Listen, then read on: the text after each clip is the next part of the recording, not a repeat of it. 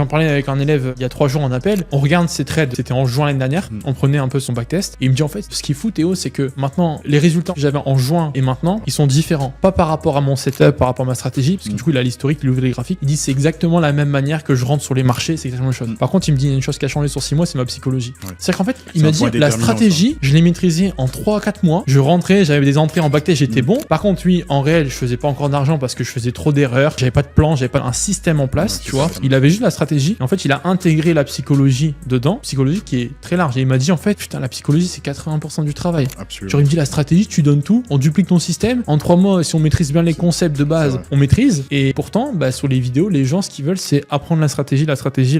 C'est vrai, tu l'as dit, ça. En fait, ce qui marche le plus, ça va être vraiment la stratégie. Et en fait, ils ont délaissé complètement la psychologie, alors que c'est sur ça que tu dois travailler avant d'être rentable. C'est ça. C'est le travail que tu dois faire sur toi-même, non seulement, pas que par rapport au trading, mais aussi par rapport à toi-même. Mais exactement. Parce qu'en fait, plus tu travailles sur toi-même, plus tu deviens humble, plus tu acceptes certaines situations. C'est pour ça que la psychologie, ça m'a pas trop affecté, tu vois, parce que dans ma vie de tous les jours, je me remets toujours en question. Il y a des moments où il y a des choses, je vais me dire, ah ben tiens, ça, j'aurais dû le faire beaucoup mieux, etc. Et accepter, en fait, d'avoir tort. Avoir de l'humilité, baisser ton ego et savoir qu'il y a des erreurs et que t'en fais et les assumer. Et aujourd'hui, il n'y a pas beaucoup de personnes qui sont dans cette capacité de réflexion, alors que si tu veux te lancer dans le trading, c'est ce que tu dois faire d'abord, tu vois. Et après, tu pourras te mettre en conformité avec ton système, etc. En fait, c'est vraiment la clé, la psychologie.